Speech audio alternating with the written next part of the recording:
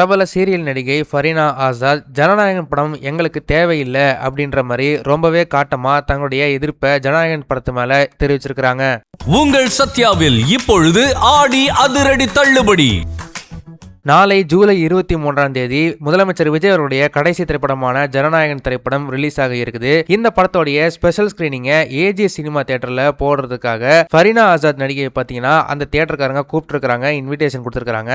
ஆனா அவங்க அதை ஃபார்மலா அதை ரிஜெக்ட் பண்ணிருக்காங்க அவங்களுடைய இன்ஸ்டாகிராம் பக்கத்துல. அதற்கான காரணமா அவங்க என்ன சொல்லியிருக்காங்கன்னா, டெல்லியில மாணவர்கள் நீட் தேர்வுக்காக அங்க போராடிட்டு இருக்காங்க, அங்க போலீஸ் கிட்ட தடியடிகள் வாங்கிட்டு இருக்காங்க, அவங்களுடைய போராட்டத்து மேல நான் போக்கஸ் பண்ணலான்னு இருக்கிறேன். அதனால நான் இந்த திரைப்படத்தை இப்போதைக்கு நான் பார்க்கறதா இல்ல, நான் இந்த ப்ரொடெஸ்ட் எல்லாம் முடிஞ்ச பிறகு வேணா இந்த திரைப்படத்தை நான் தியேட்டர்ல வந்து பார்க்கறேன் அப்படின்ற மாதிரி அவங்களோட இன்ஸ்டாகிராம் பக்கத்துல அவங்களுடைய கருத்தை தெரிவிச்சிருக்காங்க. இந்த போஸ்டோட கமெண்ட் செக்ஷன்ல நடிகை ஃபரீனா ஆசாதோடைய முடிவை பல பேர் வரவேற்றாலுமே நிறைய பேர் இந்த போராட்டம் கிட்டத்தட்ட 20 நாட்களுக்கு மேல நடந்துகிட்டு இருக்குது, இத்தனை நாளா நீங்க சீரியல்களையும் விளம்பரங்களையும் நீங்க நடிச்சிட்டு தான் இருக்கிறீங்க, ஆனா அத்தனை நாள்லாம் விட்டுட்டு இப்போ ஜனநாயகன் படம் ரிலீஸ் ஆகிற நேரத்தை பார்த்து நீங்க ஜனநாயகன் படம் பார்க்க மாட்டீங்கன்னு சொல்றீங்களே, இது எந்த விதத்துல நியாயம் அப்படின்ற மாதிரி அவங்களை கேள்வி எழுப்பிட்டு வராங்க. ஆனா அவங்களுடைய சேனல்ல இருந்தும் தியேட்டர் சைட்ல இருந்தும் சில ரசிகர்கள் சைட்ல இருந்தும் கடும் எதிர்ப்பு வந்த காரணத்தினால அவங்க போட்டிருந்த அந்த போஸ்டை இப்போ அவங்க டெலீட் பண்ணிட்டாங்க.